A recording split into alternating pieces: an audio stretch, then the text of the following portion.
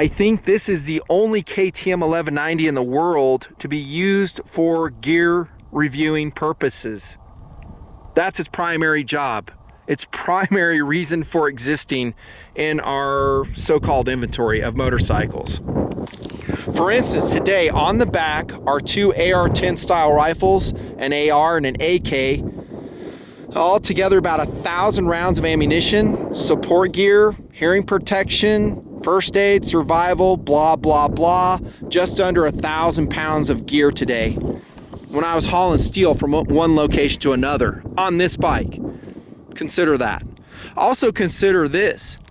If there was a better motorcycle to do this work in the Nutnfancy project, I would be using it.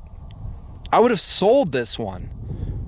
Now, guys who subscribe and watch the motorcycle videos, love you, by the way, here in TMP, know that we were running a Suzuki DL1000 V-Strom and a DL650 out here. They're good bikes, but they weren't suited to this.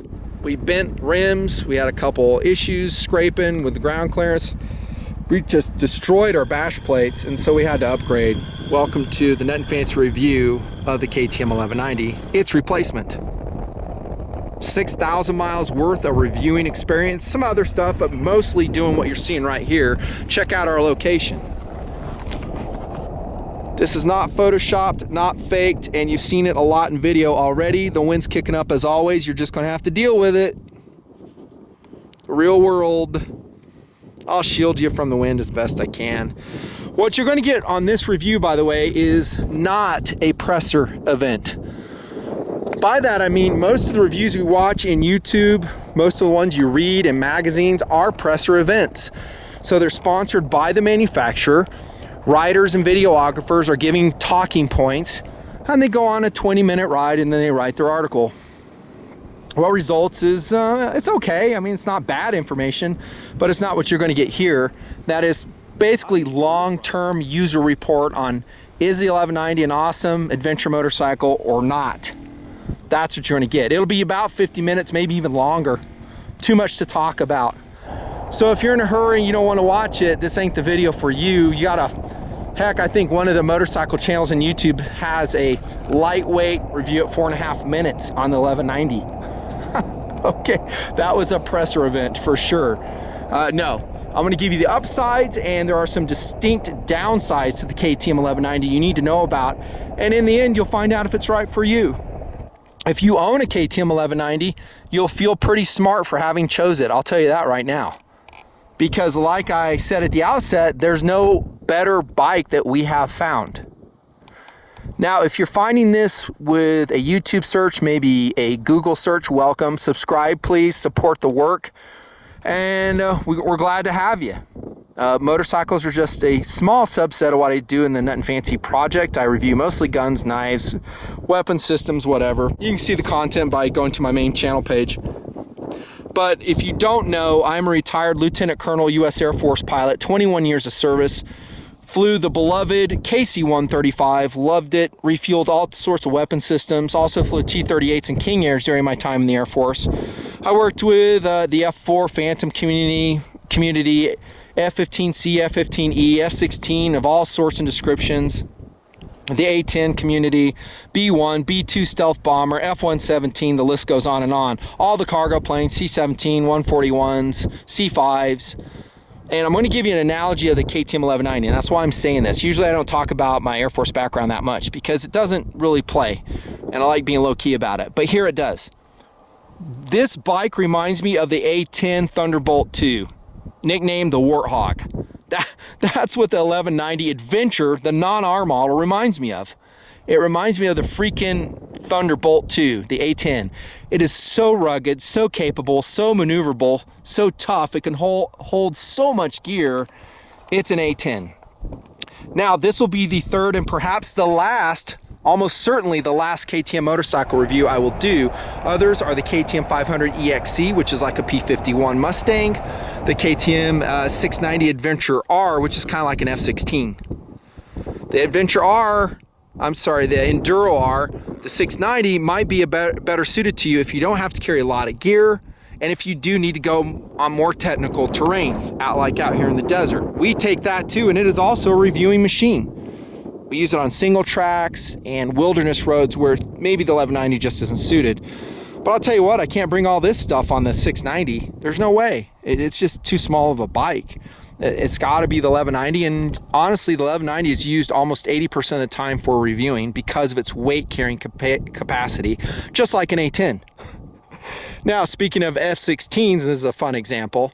The CJ is the air-to-ground version, or at least it was, and they've upgraded it, but it's really not designed in that role, kind of like the Enduro R isn't, for hauling a lot of gear. I mean, it's fast, it's nimble, but in a lot of ways, the A10 is better suited. The 1190 is better suited for long distance adventure traveling when you have to carry weight, says my experience. 2 years, 6,000 miles at least of experience. It is a wonderful motorcycle. If you're in a hurry, come back and watch the video, but I'll tell you this, just go out and buy it. Enjoy. We have two in the project at this point. This is the one I'm running, and then my son, Tactical Doodle, crew member in the Nutnfancy project, helper, assistant, merchandiser in the Nutnfancy project, is running an orange KTM 1190 Adventure, and let's talk about that as we kick this review off. Hey Nutnfancy, which one should I get? The Adventure R, which is more dirt oriented, or the plain Jane Adventure? Here's my answer, and it's surprising to a lot of people. Do not get the R model. Don't. I rode it and it felt like a freaking tractor. 21-inch wheel, too big. I don't need that. And I consider where I drive this thing. I'm out here in the deserts of Utah, Nevada, and I'm going over all types of technical terrain. I've never felt like I needed a bigger wheel, more suspension travel. I never felt like ground clearance is a problem, even freaking carrying all this weight on the back. I think the Adventure R has a taller sitting height. It's more uncomfortable. It has gyroscopic effects on the larger front wheel when you're road riding it, which is mostly what you guys are going to do anyhow. It's got a 21-inch front, 18-inch rear. It does have more ground clearance, 250 versus 220 millimeter. Has more wheel travel, 220 versus 190. Wider bars, I don't want that. These are plenty wide. Has a fixed seat height and it weighs just a little bit more, the Adventure R. I say get the regular Adventure. We have had TMPers, subscribers to my project, already buy the Adventure R and they regretted it. They're trying to sell it and they can't sell it. I think you'll find a lot more R models out there than you will the so-called regular version. The only thing you'll have to do is change your tires because it does come with road-oriented tires on the Adventure. This one I have Metzler Caro 3s on right now, and I like them. They're good tires. Doodle on his is running a TKC 80 on the front and a Heidenau K60 on the back, which he says is great, but it's more particular on the air pressure levels. We may talk about that a little bit more. So just get with the regular Adventure, even if you plan on going a lot off-road, says me. And again, look where we are. I don't know where I'm pointing the camera really, but I'm trying to point at a road because it's so freaking bright out here. Yeah, I mean, I've shown you a lot driving. I've posted a lot fewer motorcycles because TMPers don't give a crap about them, but this video is pretty much meant for guys looking for the KTM 1190. Searching out in Google. Just get the regular one. Philosophy of use. What would you buy this bike for? What's it best suited for? Obviously, it's an adventure bike. And by adventure, I mean adventuring, doing what you see me doing right here. Granted, I'm not like doing a camp out or around the world road ride. No, I'm using it as a work machine. This is a work machine, but it's the same concept. It's carrying a buttload of weight. It's going over rough, dry, rocky terrain, sometimes technical, not too technical at this weight load. Yeah, it's probably the premier adventure bike, and I see nothing changing that. Again, if there was something better, I'd own it. And I know all the competition. I'll mention them, before the video ends. I think the BMW R1200 GS is a great machine, but I do not think for us and what we do and the amount of weight we carry and as fast as we want to go, and we want to go fast, that it's as good as the 1190. I've raced BMWs and I blow them away with this thing. It just is the way it is. It's a great motorcycle, don't get me wrong. It has some great advantages, and in maybe some ways it's a better road machine than 1190. But again, look where we're at. what we're doing. So adventure motorcycle, you bet. How about an all-arounder? So this is your only motorcycle, the 1190. Is it a perfect choice? Super quick, I'd say it depends on how big you are, how comfortable you are with larger motorcycles, what your experience level is, and if you intend to really ever go off-road on it. If you are a Starbucks rider and never intend to do what I'm doing out here, that's totally cool, but maybe you don't need an 1190. Maybe you should stick with a KLR. Maybe you should stick with an Enduro R, which is half the price of this motorcycle or any number of other motorcycles. Get a dedicated road machine. There's a bazillion of them. We have an FGR 1300 by Yamaha. It's a better street machine than the 1190. But if you fantasize about, you know, long way around style riding, then dude, you don't give up much by going with 1190, and that's another philosophy of use. Could you use it as only a street motorcycle? I'm gonna try to shield you here from the wind. Yeah, this thing actually rules on the street. You may be surprised to hear that unless you've been watching my videos. When I took it to Crested Butte, Colorado last year, I showed very technical road-only riding, and the thing rails. All you gotta do is just settle the suspension down, and once it settles, you just hammer it. And once you're through the apex of the turn, it hangs, man. With a good rider, it can hang with all types of different motorcycles on the road, and yes, even with adventure tires, like the Caro 3s. I'm speaking from experience, and I have lots of video proof already out there showing that. Yeah, it can be a total road bike. The only thing you give up, like on this one, is you don't have cruise control, which sucks. KTM should have put cruise control from the outset on 1190. You might look at the KTM 1290 Super Adventure. It does have cruise control, but I don't know if it's suited for this. You know, more off-road riding. I don't know. It could be great. I don't have experience on that bike. How about as an all-out dirt bike? I think you'd be better served by something lighter weight, to be honest with you. KTM Enduro R, just to stay in the KTM lineup, and I am a fan of the brand, but there's good Yamaha options, Honda options, like the Africa Twin that come out. It's going to be lighter weight. It'll be slower, lighter, more nimbler perhaps. I'd have to ride it. Look at those though. But if you're going to go dirt, you don't want a big old bike. If you're not hauling all this gear, get just a dirt bike or a dual sport. It'd be a lot smarter. How about for 2-up touring, like with the wife? I would say talk to her about it. Mrs. Nutnfancy likes riding on the KTM 1190. She does not love it. She says it sounds like a dirt bike. I know women have their own preferences, man. You can't change them. She's like, yeah, I feel like I'm riding on a dirt bike. She likes FGR 1300 a lot better.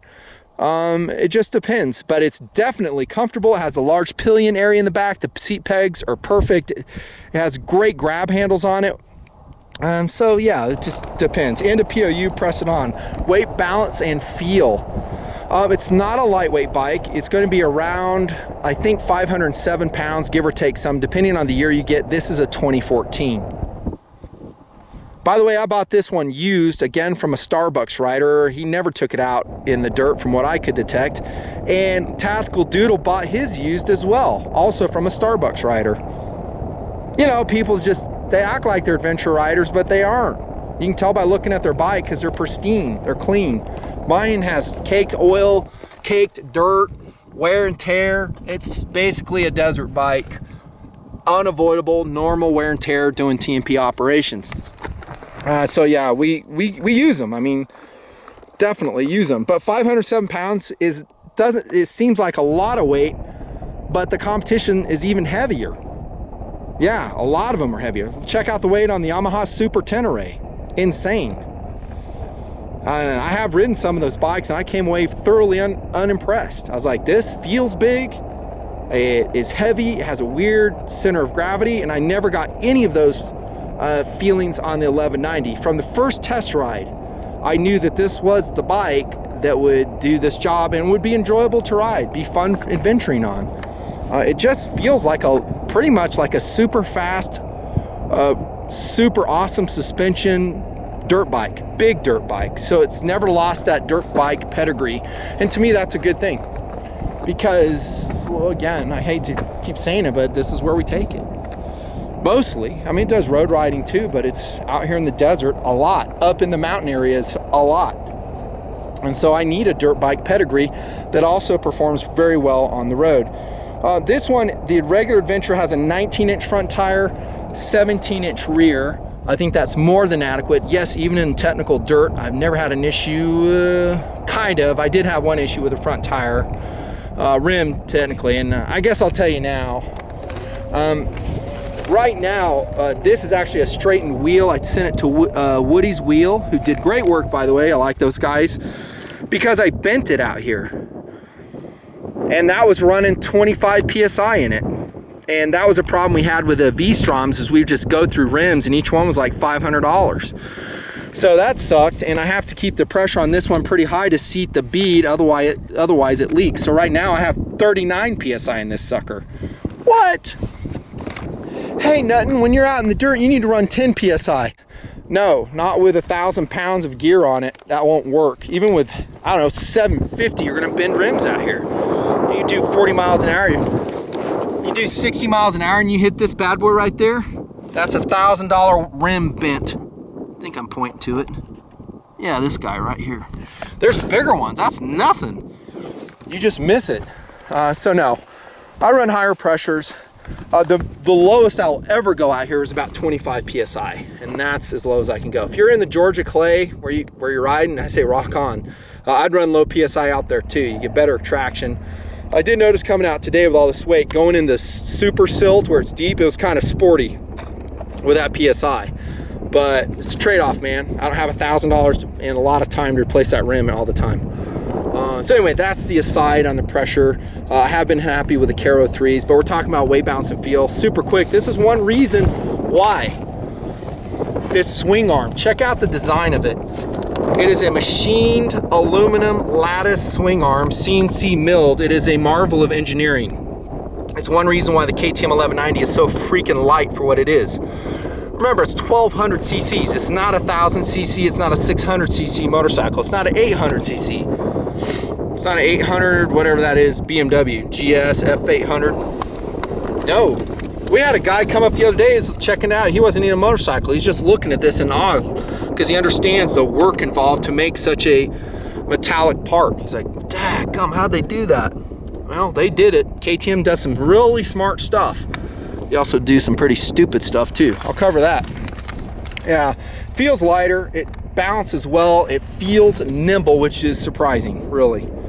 I'll leave it at that. Going on to motor speed, economy, and range, what can you expect, and is it sufficient with a KTM 1190, says me? Well, out of the box, so to speak, with no modifications to filtration, no modifications to exhaust or fueling, you can expect about 40 miles a gallon out of a KTM 1190, which to me is remarkable. That is remarkable economy. And while you're listening to me out in the windy desert, I will be rolling in footage, proving footage over the years taken on this exact bike, maybe Doodle's bike. So here you have a bike that just hammers. It's extremely powerful for what it is, and you can still pull down 40 miles a gallon. Amazing. The range on this out of box will be about 225 miles.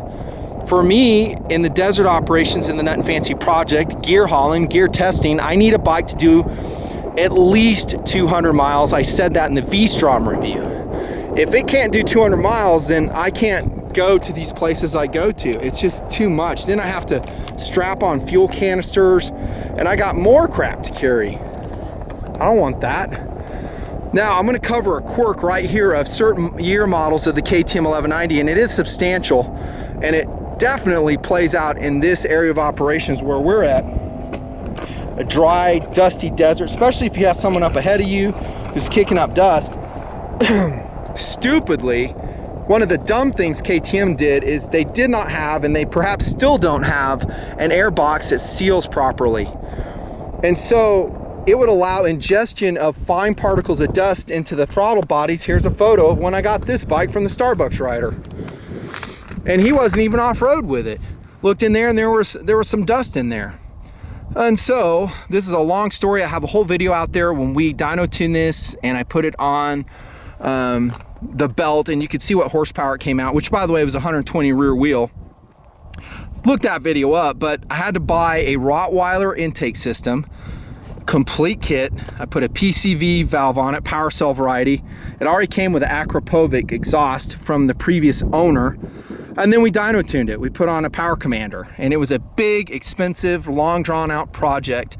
And the point of this discussion is that it dropped my MPG to about 36. I do have dual mode on it, so I have it wired right here. And yes, that is a pink Casio Pro Trek. Deal with it. I love it. It's cool. It's charging supposedly in the sun. I love that color. Go watch my Pro Trek review. I just reviewed that, and that was one of the colors I said was it's sick. Hey, I don't like pink watches. I do. They're cool, man. Well, this one I do. Here's a switch for swapping power levels. So if I go forward, that's the map on the power commander for max power. If I go rear, that's economy. That's how we wired it. No, that didn't come from the factory. We put that in. It's a modification. But I'm getting 36 miles a gallon. It has dropped my economy. But here's the thing. I don't care because the thing freaking hammers. I mean, it goes. Let's talk about the power of the 1190. Even out of the box unmodified with a buttload of gear, another person on the back, baggage, you can pass in windy conditions easily, even if you started out at 80 miles an hour. Hey, why would you want to pass at 80? Well, sometimes you just do, especially out here in the middle of freaking nowhere. That's a problem with the V-Strom. I mean, it was wheezing. I mean, that just wasn't enough power. So it's not power lacking. The motor is a V-twin. I think it's a 75-degree V-twin.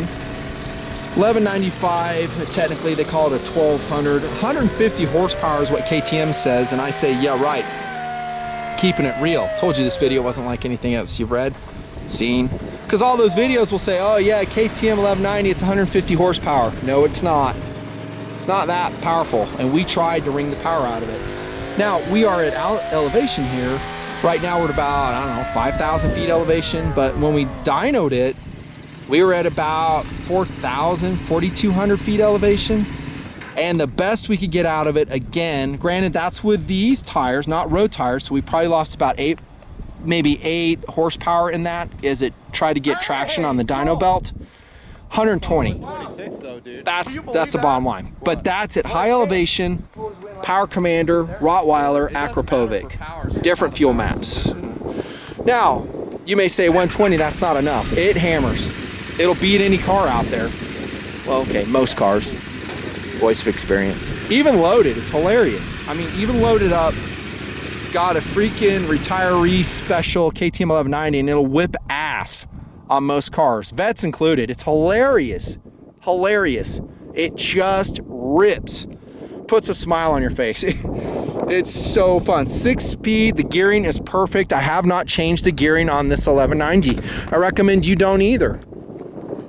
Most of the other bikes I've owned, I have, toyed with the gearing, either front, rear, sprocket, changing the ratios. But for what I do out here, 1st through 6 is perfect. I can't believe I finally found a motorcycle from the factory whose gearing is perfect. Has a PASC slipper clutch on it now, which is excellent. Love that. Has multiple road power modes. So you got sport, street, rain, and off-road. Rain, by the way, will limit the power output, they say, to 100 miles an hour, 100 horsepower. It will also intervene earlier in traction control.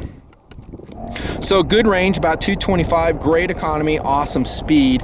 How fast have you gotten it up to, Nutnfancy? Well, this isn't really a top speed bike. I don't think it's super smart to be running on your 1190 at 130 miles an hour. It's just not set up for that. It's not a fared bike. It's not very aerodynamic. But let's just say I've had it up there briefly and I backed it right back down. It had more to go. But I think wind resistance will just, increase astronomically from there. I think you should ride something else if that's super important to you. And I'm talking about like out in the middle of the desert out here where there's nothing going on, no one out here. I say, it's your business. Ride safe, be careful. Watch my motorcycle safety video. I talk all about that. The stock exhaust is actually pretty excellent. The only reason I have an Akrapovic on this is, again, the guy put it on there. It will save a little bit of weight. Tactical Doodle has the stock exhaust on his and he loves it. He's not going to replace it. Sounds good, looks decent, and he doesn't have this big old carbon fiber piece to tape over and protect. As you can see, it's a losing battle out in the desert. I've taped that over with helicopter tape. It's still getting wasted out here. Yeah, air filtration is probably the biggest thing you need to take away from this big motor, this RC8 motor that KTM puts together. I love the motor. I absolutely love it. It does run a little bit warm. Guys are complaining, well, my legs get warm. I haven't really noticed that, and this is a 2014. Is there heat coming up from the seat? Yeah, but it's a 1200cc motor. Who gives a shit? It's supposed to create heat. You know, I've never felt like I need to put a heat shield up there that my balls were burning or anything. Never felt that. But it's a big motor. It's a torquey motor. It's really a marvel of engineering, and KTM constantly improves it. Makes it lighter, makes it more powerful, makes it more economical. They spend a lot of money on all their motorcycles, as do they on their fasteners. Look at these upgraded, super cool fasteners that KTM uses. I love them. I mean, in that respect, they got it going on. But I was going to say, you need to know that this motor needs to breathe. If you put a unifilter on it, like I did, you're going to choke it. And you say, well, I'm just going to prevent dust getting into throttle bodies by putting a unifilter socks on the snorkels, which are right here. Did it. See, that's a snorkel input. And then the major foam intake under the tank. I don't recommend it. You're going to suffocate your motor and you won't get power out of it. When we dynoed it with unifilters on, it was something abysmal. I forget, but it's like, I don't know, like 98 horsepower or something. I was like, what? And we couldn't believe that choking the engine off with air made that big of a difference, but it did. When we put the Rottweiler on it and opened it up, and that big RC8 finally got it the oxygen it needs, it comes alive. That's the takeaway from this discussion. Don't choke your motor. Now, if you ride slow or you don't really care, then it won't matter to you. And I think you'd save a lot of money going that route. You'd still protect your motor, but you're basically riding your KTM 1190 around in rain mode. You're limiting its power. Some guys, they love that. Let's press on to ergos. We're going to talk about seats, bars, pegs, levers, mirrors, buttons, adjustability, windscreen, grips, cruise control, which there is none. It does have an adjustable seat position. It's not exterior. You're actually going to notch the front portion of the seat. I'm not taking it off here because I can't. But you can adjust it from 890 down to 875 millimeters. By the way, that's that same view you're seeing right there as when we went through the wild Mustang herd last year on this very bike.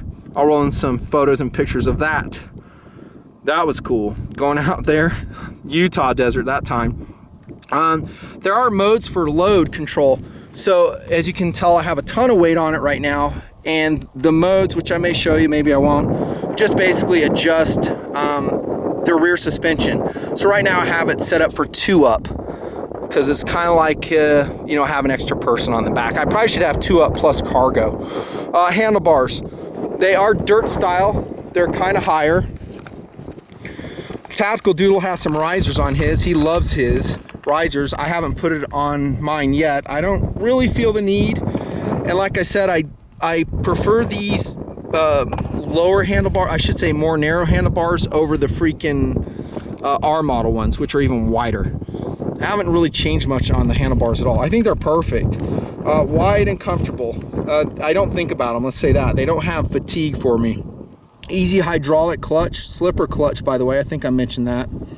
There's no paint down here to scrape on the fuel tank, and this is the fuel tank of the 1190 right here. I did put some shark skin pad on here. I forgot exactly where I got this, and it protects from scratches, which are everywhere and on my sometimes exterior knee pads. Let's talk about this super quick, and this is a quirk downside of the KTM 1190, and that is maintenance and getting to that air filter, getting to fuel tank removal. I think it's a pain in the butt, especially with crash bars, which I think are mandatory for my philosophy of use.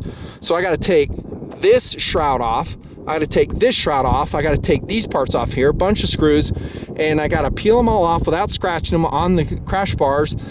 And then I have to remove the freaking fuel tank to get to the air filter.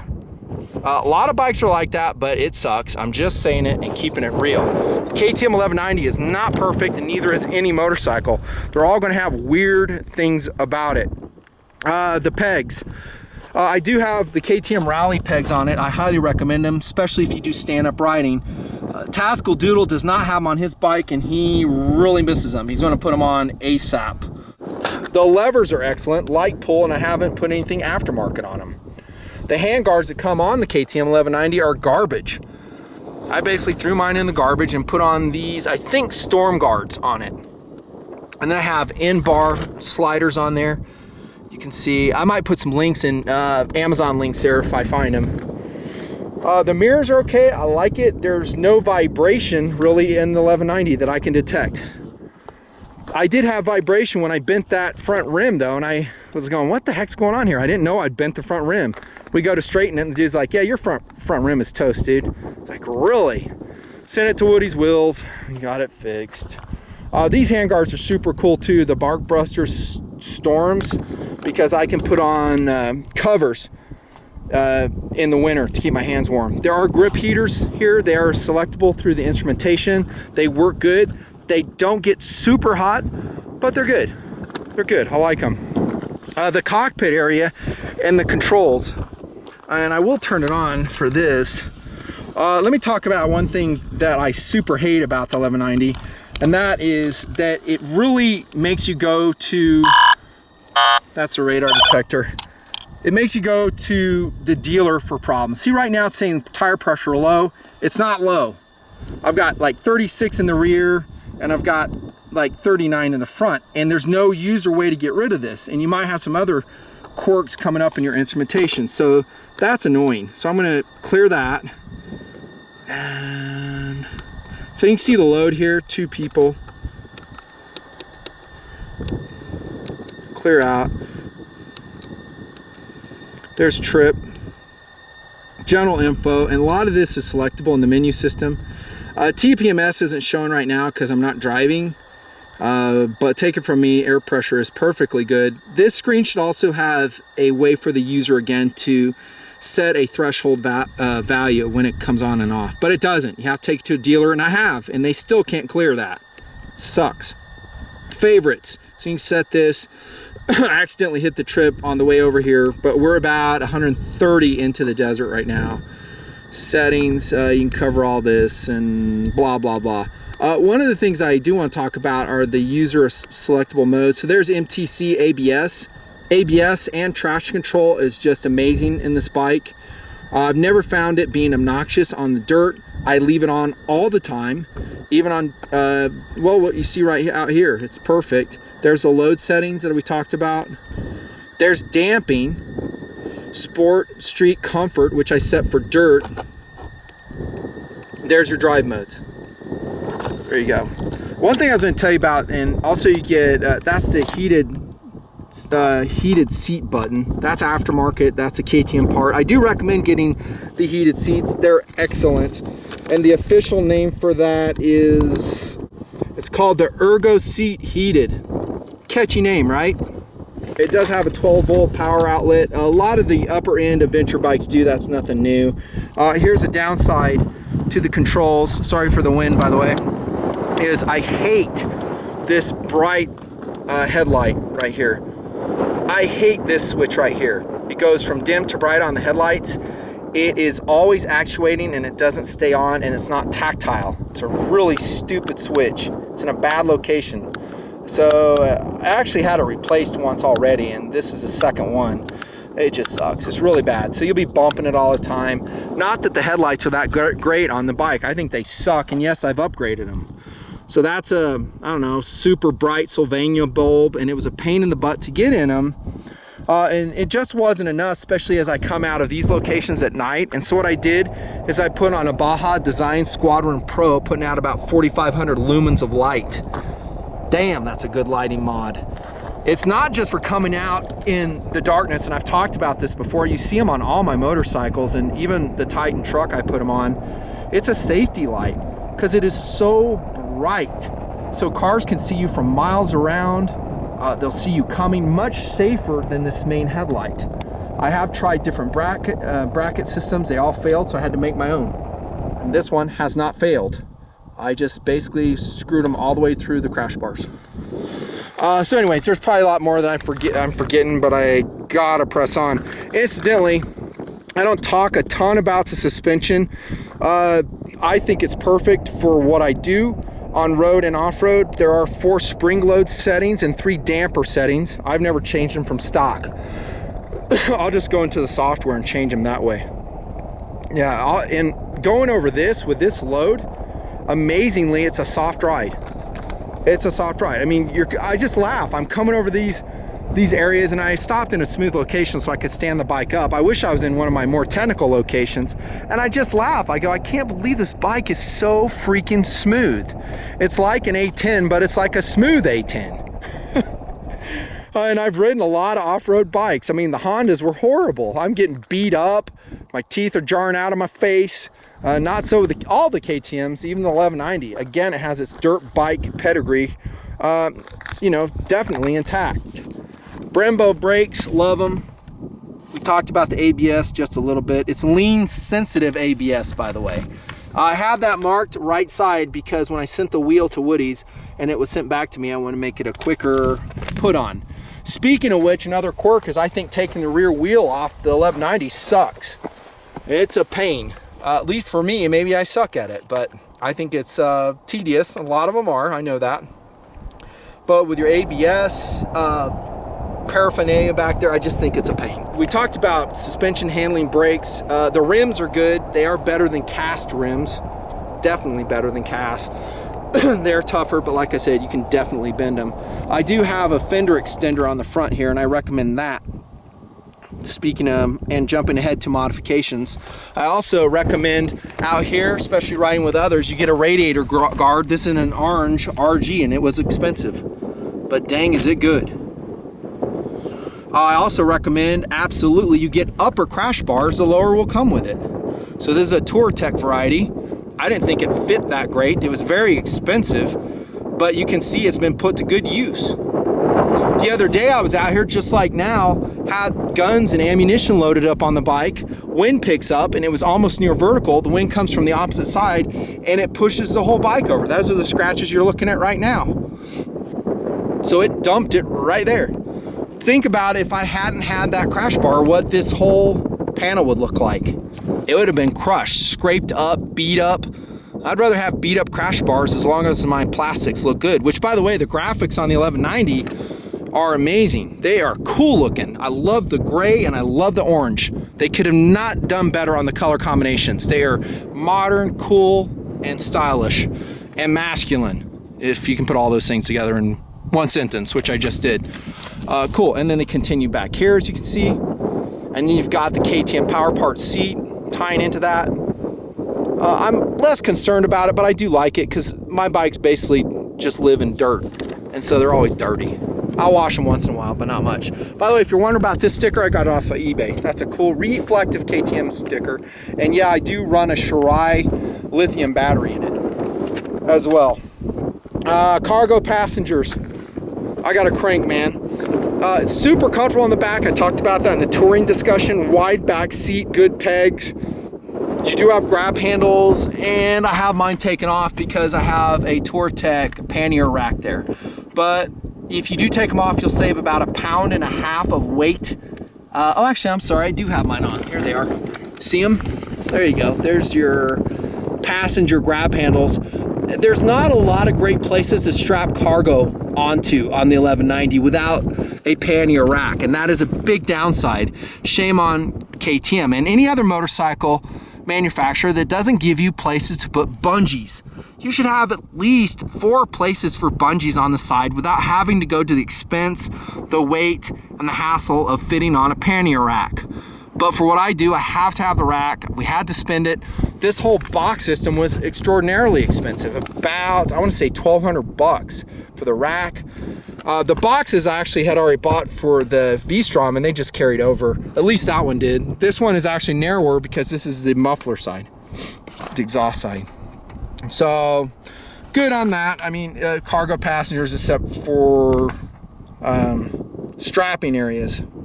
Lighting, I talked about, kind of sucks. Another thing that sucks, and I said this in the 690 review, is they do not gasket and waterproof your turn signals, which are stem rubber mounted. I love that. I wouldn't change anything about that. But KTM, you should put rubber are silicone gaskets in here, so the guy could basically drive through water and it won't fill with water. Me, I just put helicopter tape around it, and that seals it, makes it watertight. They should do that from the factory though. And then I talked about how it's hard to get to. Quirks and misses of the 1190, it's not all perfect. Every bike has these. Every bike will have things that you go, why did they do it this way? It's so dumb. I mentioned a couple of them already. The turn signal and the bright switch sucks. TPMS low PSI. The airbox dust ingestion issue. And the very expensive, apparently, Rottweiler but effective fix that I did. By the way, I think KTM America should reimburse all 2013, 2014 KTM owners that had to do the Rottweiler fix. They should totally reimburse them, because it should not be that way. And I would have preferred to leave it in stock fueling, stock configuration, and not have gone that route. I want to make that clear. I did not want to go down that route and spend the money. And Doodle's bike in stock form is plenty powerful. We haven't dynoed it, but I bet you it's pretty close to this one. Yeah, no cruise, we talked about that. The key programming on the key is obnoxious. I won't go through it here, but there's a whole procedure you do. You can lose programming. I will say we've had no electronics issues out here in the desert, unlike the Multistradas we drove. The Multistradas have all types of electronic issues. They can't start. You have to do certain things with a key. I forget what all it was, but it was nonsense. We haven't done that, but it could happen. There's probably 1190 owners out there to experience that.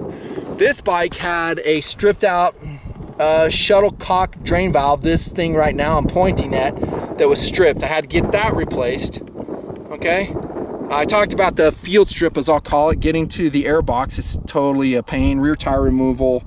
And then things I haven't seen a problem on are the steering stabilizer. There have been discussions on that, the stock one. I don't know if you can see it down here. You can see a little piece of it right there, down there. I don't know if I'm going to put on a Scots, because this one is good enough so far. I'll run this one until it breaks. And then if this steering stabilizer ever gives out on me, I'll probably just put a Scots on it and go to the expense hassle of doing that. I'm trying to zoom in. There you go. Haven't seen a problem with that. Doodle says his locked up on him, but I just haven't seen it yet.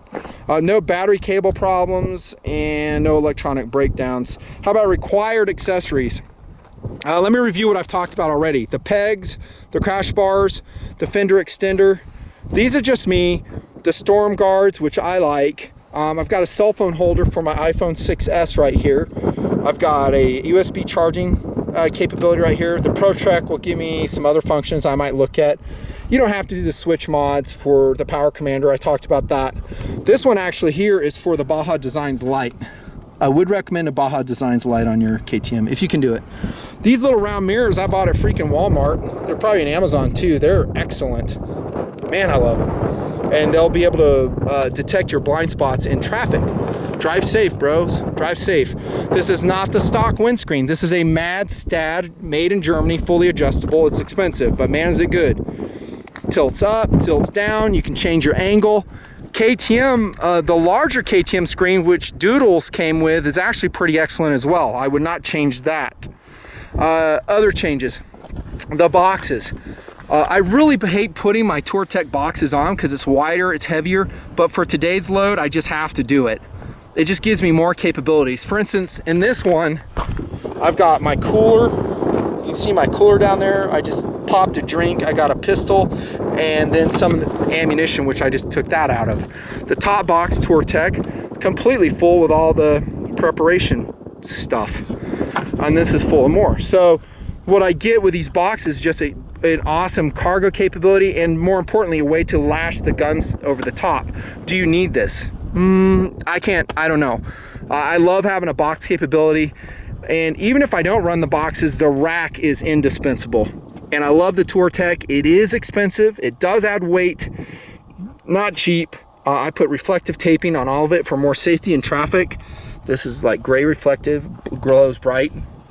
I like it. I have to strap to something. Just think about it. Tires, I told you I'm running the Caro 3s. They're excellent. The thing is, there's not a ton of tire sizes for the regular R model. 17-inch rear, you got high nose, K60, TKC 80s, which are great tires. The 80s wear really fast on the road though.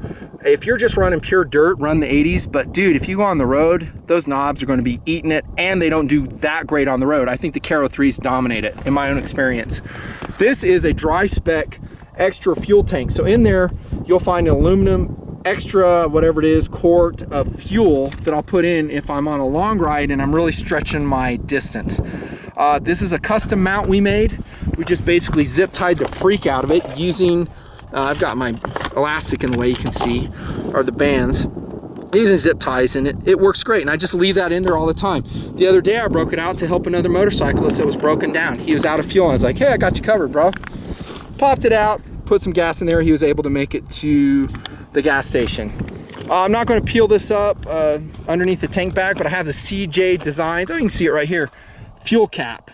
So that way I don't have to pull out this very delicate key, which has a chip in it, which could break and has broken on several people. Forgot to mention that. I just unscrew a CNC milled, orange by the way, cap to refuel. Tank bag. I don't recommend the KTM tank bag. It sucks ass. It's horrible. I have a separate video coming out on it. Stand by. Bash plate. Definitely, I went with the Tortec brand and I love it. It is perfect. It's 4mm aluminum. It's corrugated channeled in the center. It was about $375. It ain't cheap. Welcome to the world of Tortec. Yeah, but it's better than anything else I could find. I'm big on weight and I'm big on strength. Talked about the radiator guard. It's mandatory. I didn't put that on some of my other adventure bikes, and I paid for it. These fins were all bent up. They had bugs and crap in them and little pebbles. And out here, I have to spend it. You just have to. Otherwise, you'll just replace it. Talked about the heated seat. I love that. Highly, highly recommended. Didn't change the chain. That's all good. And I'll cover some other accessories. But here you can see there's the power cell that I talked about. That is the SAS evap removal kit, which gave me more under seat room. And the oil you see leaking, and I left it on there so you could see it. I think that's coming from the top of the Rottweiler intake. It's not coming from the side of the motor. You can see how it starts at the top. Haven't pulled it off to like find out for sure because it's such a pain in the butt. And I've been checking my oil level and it's consistent. So it might be the oil filter oil. I really don't know. All I know is the oil level is consistent. The motor's running great, and I ain't got the time to pull it off quite yet. Too busy doing this stuff. I think overall maintenance will be good on it. Good. I can't say for sure that you won't have some big maintenance problems on it, but I think BMW's worse. Talking to buddies that run BMWs. The Acropovic exhaust, I think I talked about. I don't recommend it. It does sound good. I don't think it's a huge improvement over stock, and it's extremely expensive. If you buy the Acropovic by itself, I think it's like $1,500. Again, it came on this bike, which was used. All right, A10, absolutely. The only thing I would say is that it's actually much faster in the analogy than an A10. If the A10 had like afterburning motors, upgraded avionics, that would be the 1190. Using that example, it would. And one thing I forgot to mention are the competitive options as we wrap it up. And there's some good ones, and there's some ones I don't like as well. Kind of like the Aprilia Capernord 1200, which I rode and I hated it. I thought it was slow. I didn't think it was that great looking. If you own one, hey, congrats, it looks good on you. It's not for me. I've done a lot of time on Ducati Multistradas. They're excellent bikes. They're super fast. They're probably a little bit faster than this one, but I don't think they're suited for this, the Multistrada. Although Ducati has made some advancements in the later years, in the latest model, to attack the dirt better, but it's an expensive bike as well. And so is the 1190. I mean, it's basically what, a $20,000 bike around there when it's upgraded. That's a lot of money, but that's why we bought used. Used it was a lot less. Suzuki V-Strom 1000, I don't think it's suited for this. It's not fast enough for me. I have a lot of Suzuki V-Strom experience. Yamaha Super Tenere, I think it's too darn heavy, too big, too bulky. I don't think the Super Tenere has ever sold well in the United States, and it's for a good reason. Look at the weight and look at the off-road capability of the Super Tenere. I think you can do Jeep roads on it all day long, but for technical stuff, it's just too heavy for me, especially when I'm putting on another 400 pounds of weight. Triumph Explorer, KTM 1290 Super Venture, just a couple other ones.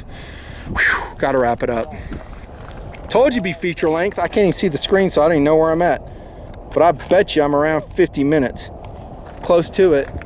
I love the bike. It does have some definite quirks. I was very honest about those. I represented them. This bike has been, for me, at this point, completely reliable with the mods performed. I mean, I got that little oil thing going on there, and hopefully that isn't something major. If it is, I'll tell you in a long-term update.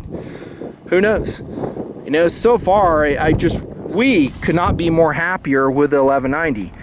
For being a gear hauling machine, for being an adventure machine, for being a street machine, it doesn't have too many equals.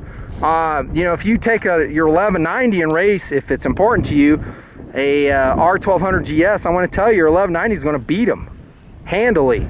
No way! That's not what happened to me. Well, I've raced several of them. I've whipped their ass every time. I'm just telling you. Just telling you. And that was with gear on it. Yeah, this thing's sick, man. And then it's a big old dirt bike, just like you're seeing right here. Comes out and attacks these technical parts. Awesome. Now, I'm what's that dude's name? The factory rider, Chad, what's his name? KTM factory rider. I'm not him. I'm not that talented of a rider. Although if you give me a riding support staff, a four-wheel drive van with replacement parts, I ride their motorcycle and I have a medical team on hold, I'll do some pretty fun stuff on these hills. I'll take this bike up and go ripping to the top of that hill. No problem. No problem. If I dump it, I just have a team pick it up for me. They give me a new bike and we start the film all over. No, I'm not that. I drive it carefully, man. It's got to last. It's expensive. You bust stuff and it's expensive to replace. I'll give it a 5 out of 5 from what I know about it now, the KTM 1190. That is the real world windy desert review from Nutnfancy. This will probably be my last KTM review ever. Hope you liked it.